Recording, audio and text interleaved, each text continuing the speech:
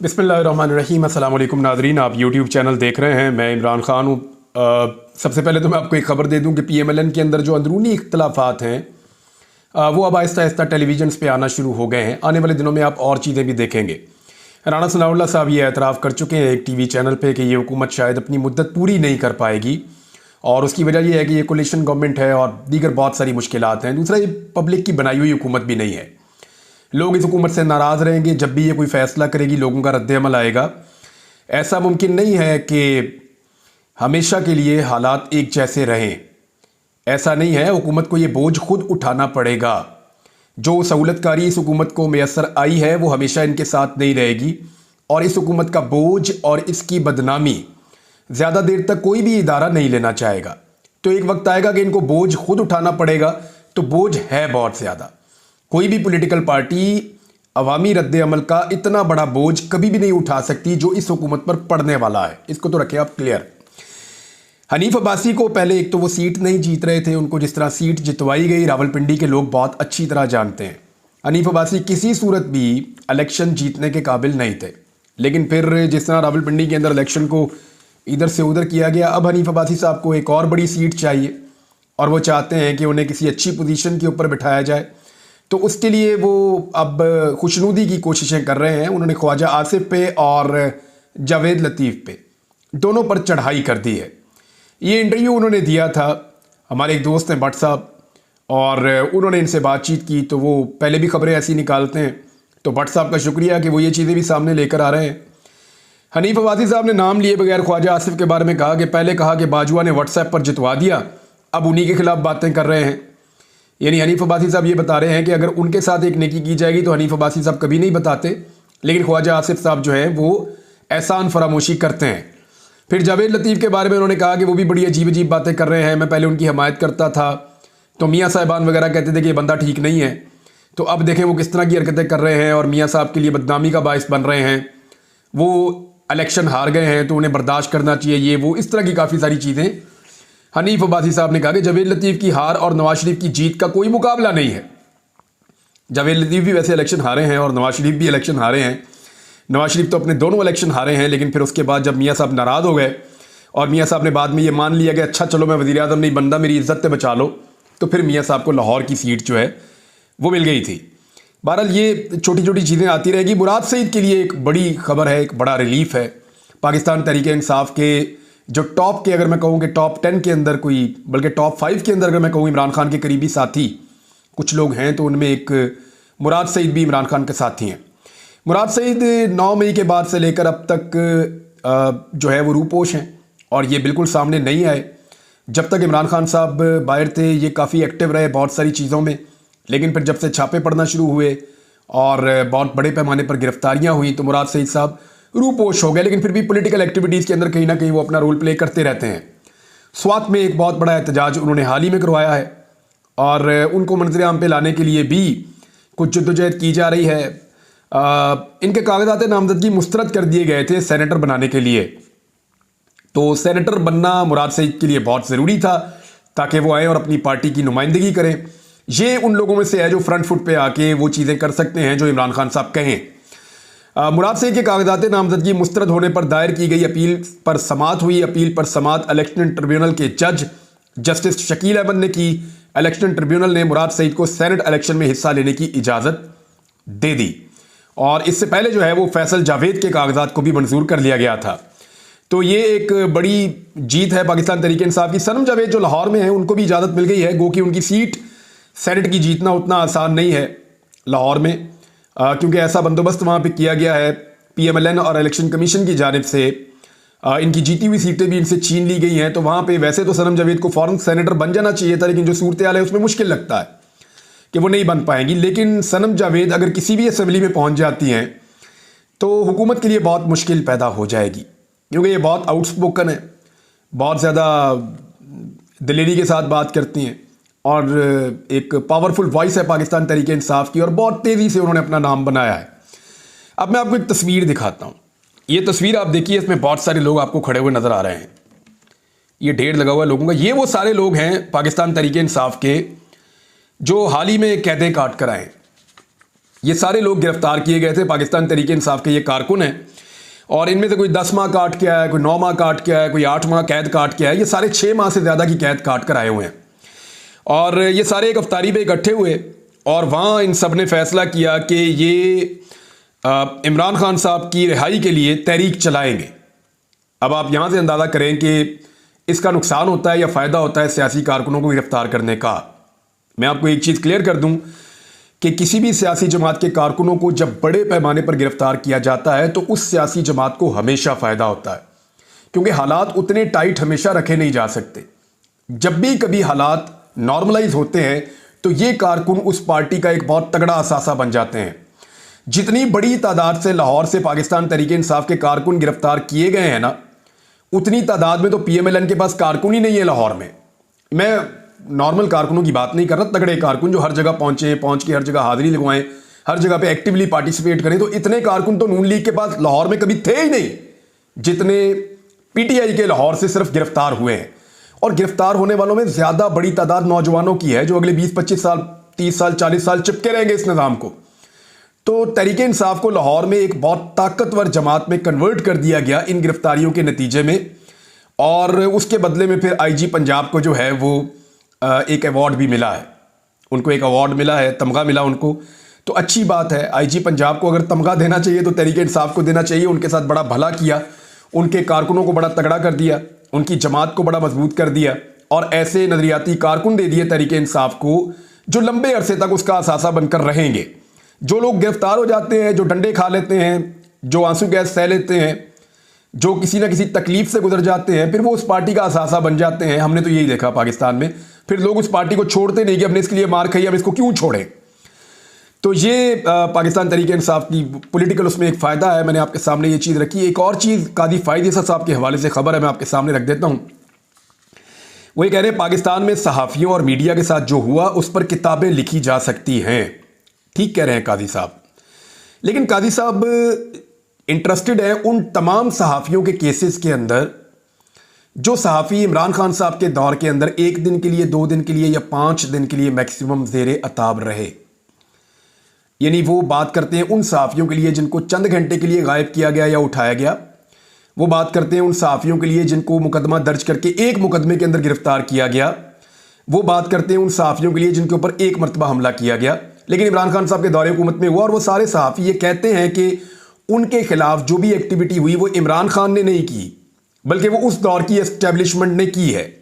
तो कादी साहब उस दौर के सारे केसेस निकालकर फिर अदालत के अंदर बार बार पूछते हैं कि बताओ ये किसके दौर का केस है। तो बताया जाता है जी इमरान खान साहब उस वक्त वज़ीर आज़म थे।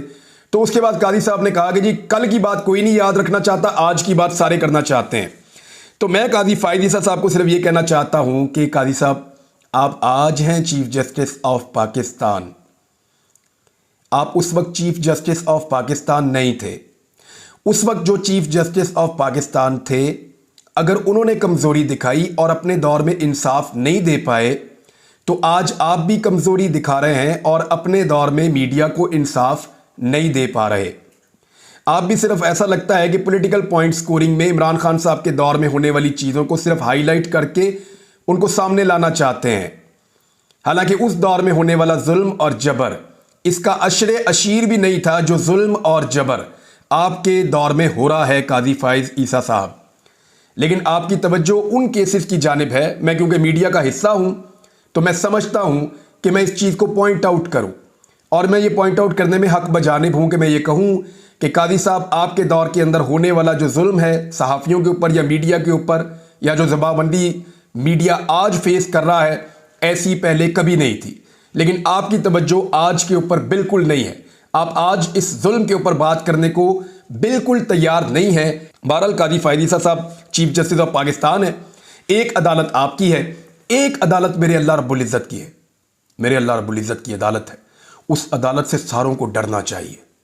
याद रखिएगा, उस अदालत के अंदर आप जब पेश होंगे कादी फायद ईसा साहब, तो मैं और आप अल्लाह के 2 बंदों के तौर पे पेश होंगे, और जो बाकी सहाफ़ी पेश होंगे या जो लोग जिनके ऊपर जुल्म हुआ वो भी आप ही की हैसियत के लोग होंगे। जब वहाँ पे पेश होंगे, वहाँ पे आप चीफ जस्टिस ऑफ पाकिस्तान नहीं होंगे, वहाँ पे आपको कोई अलग इम्यूनिटी हासिल नहीं होगी, वहाँ पे कोई भी आपका गिरेबान पकड़ सकेगा। तो उस अदालत को बिल्कुल मत भूलिए। आपकी अदालत आज है, आपकी अदालत हमेशा नहीं रहेगी। मेरे रब की अदालत हमेशा रहेगी और वो अदालत लगने वाली है, वहां सबको जवाब देना पड़ेगा। कोई बात नहीं, आप नहीं कर रहे इंसाफ, ना कीजिए, हम इंतज़ार करेंगे उस अदालत का और वो अदालत लगेगी। इसी बुनियाद पे मैं मुस्कुराता रहता हूँ, इसी बुनियाद पे मैं खुश रहता हूँ। और मुझे परेशान और दुखी देखने की ख्वाहिश लेकर बहुत सारे लोग बहुत परेशान हैं, लेकिन मैं इसी वजह से मुस्कुराता हूँ कि मेरा रब ऊपर बैठा हुआ है, वो बहुत ताकतवर है, सारा इख्तियार उसके पास है। अल्लाह रब्बुल इज़्ज़त वो है, वही सब्र और हिम्मत और हौसला देता है, वही समझ देता है, वही अल्फाज को ज़बान तक आने में मदद देता है। वो मेरा अल्लाह फैसला करेगा कि किसके दौर में इंसाफ हुआ और किसके दौर में नाइंसाफ़ी हुई और किसने मुनसिफ की सीट के ऊपर बैठकर इंसाफ दिया और किसने नाइंसाफ़ी की। मेरा अल्लाह है ना, उसकी अदालत है, वहाँ भी एक फ़ैसला होगा। अब आ जाए जनाब, एक और ख़बर है, ये बड़ी इंपॉर्टेंट ख़बर है। इसमें मुल्क के अंदर जो टैक्स चोरी हो रहा है, ये बहुत बड़ी ख़बर है। और वो ख़बर ये कह रही है कि मुख्तलिफ शोबाजात में मजमूई तौर पर 5,800 अरब रुपए की टैक्स चोरी का इंकशाफ हुआ है और ये FBR ने इसके लिए कोई पॉलिसी अब बनाई है। उम्मीद करते हैं कि चोरी पाकिस्तान में रुक जाएगी। सिर्फ सेल टैक्स की मद में सालाना तकरीबन 2,900 अरब रुपए की, यानी 3,000 अरब रुपए की लगभग चोरी सिर्फ सेल टैक्स की मद में हो जाती है। और फिर चीज़ों को कंप्यूटराइज करना भी नहीं चाहते। ये मुल्क टेक्नोलॉजी से इसीलिए भागता है कि बड़े बड़े ताकतवर लोगों के सारे कारोबार हैं और वो नहीं चाहते कि उनको कारोबार के ऊपर टैक्स देना पड़े। और वही लोग आकर असेंबलियों में बैठ जाते हैं और फिर वो तब्दीली नहीं आने देते। तो इस तरह जो एक एलीट है पाकिस्तान के ऊपर कंट्रोल कर रही है, जब तक आप उनको लगाम नहीं डालेंगे, उनको टैक्स नेट में नहीं लाएंगे, पाकिस्तान को फ़ायदा नहीं होगा। अलीम खान साहब की बहुत बड़ी ख्वाहिश पूरी हो गई है। मुझे इमरान खान साहब ने बहुत पहले ये बात बताई थी, मुझे पाकिस्तान तहरीक इंसाफ के 2-3 और लोगों ने भी ये बात बताई थी, मुझे ये बात बताई थी इमरान इस्माइल साहब ने भी, कि अलीम खान साहब चाहते हैं कि लाहौर में एक ग्रीन एरिया है वो ब्राउन हो जाए और वो ये चाहते हैं कि रूडा के साथ जो कोई ज़मीन का उनका तनाज़ा चल रहा था वो उनको मिल जाए। लिहाजा उनको 11,000 कनाल ज़मीन का NOC जारी हो गया है।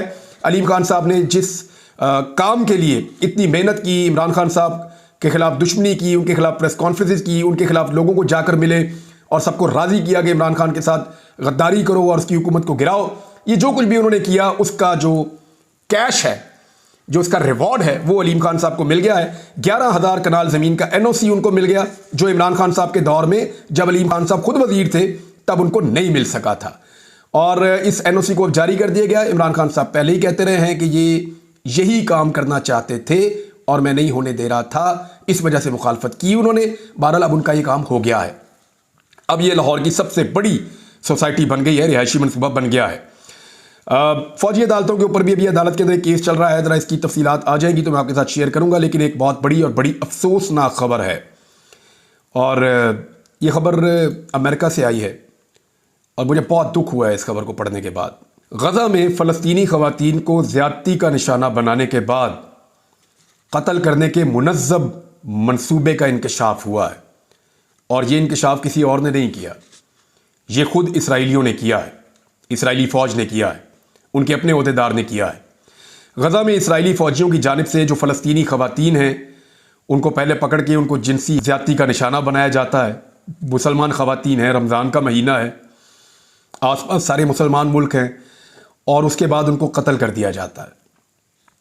अब ये गैर मुल्की मीडिया रिपोर्ट कर रहा है इसको और उनकी रिपोर्ट्स के मुताबिक इसराइली जनरल आमिर अवीवी ने अमेरिका में इसराइल की फ़लस्तीन से मुताल्लिक अथॉरिटी के इंचार्ज को मीटिंग के दौरान ब्रीफिंग में बताया कि हमारे फ़ौजी और सिपाही मुनज़्ज़म मंसूबे के तहत फ़लस्तीनी ख़वातीन का जिनसी इस्तेहसाल कर रहे हैं।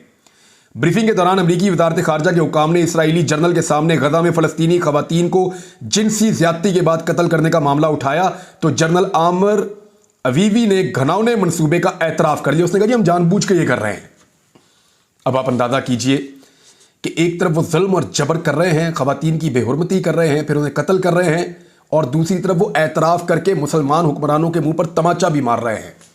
पूरी दुनिया के आलमी सतह के ऊपर जितने भी लीडर्स हैं, चाहे मुसलमान हैं चाहे कोई भी हैं, वो सबको चैलेंज भी कर रहे हैं साथ ही साथ कि जनाब ये हम कर रहे हैं, जो करना कर लो, और इसके बावजूद कोई उनका कुछ नहीं बिगाड़ रहा। बहरहाल एक खबर इस हवाले से मौजूद है कि अब जंगबंदी के लिए दोबारा से, अब जब मैं आपसे बात कर रहा हूँ तो कुछ देर में शायद, क्योंकि मंडे था तो वहाँ रात, जब हमारे रात होती है तो वहाँ दिन होता है, तो जब आप इसको सुन रहे होंगे वीलॉग को, तब तक तो हो गया होगा। देखते हैं इसके अंदर से क्या निकलता है कि दोबारा से मुस्तकिल जंगबंदी के लिए एक करारदाद पेश की जा रही है। पहले जो आर्जी तौर पे थी उसको मुस्तरद कर दिया था चीन ने और रूस ने, फिर अमेरिका ने अपने इत्तेहादियों के साथ मिलकर दोबारा तैयार की है। अब मुस्तकिल जंगबंदी के लिए बातचीत कर रहे हैं। दूसरी जानिब कुछ कैदियों के तबादले के लिए भी बातचीत हुई है और फ़लस्तीन जो हमास हैं उनके और इसराइल के बीच में ये बातचीत हो रही है और 40 कैदियों के बदले में 700 कैदी रिहा करने का ऑफ़र जो है वो अब तक सामने आया है कि 40 बंदे इसराइल के रिहा किए जाएंगे, उनके बदले में 700 फ़लस्तीनी रिहा किए जाएंगे इसराइल की जानिब से। और एक इसराइली खातून है, उसके बदले में 7 फ़लस्तीनी ऐसे रिहा किए जाएंगे जिनको उम्र कैद की सज़ा दी गई है। तो ये चीज़ें हो रही हैं वहाँ पे, लेकिन जंगबंदी अभी तक नहीं हो पाई। रोज़ाना की बुनियाद के ऊपर दर्जनों शहीद हो रहे हैं। अब तक की इतला के मुताबिक 32,200 के करीब फ़लस्तीनी शहरी शहीद हो चुके हैं और ये नुकसान लगातार बढ़ता चला जा रहा है। लेकिन इसराइल जो कर रहा है वो एक मुल्क है और उसकी सपोर्ट के अंदर अगर कुछ मुल्क मौजूद हैं तो वो भी चंद मुल्क हैं।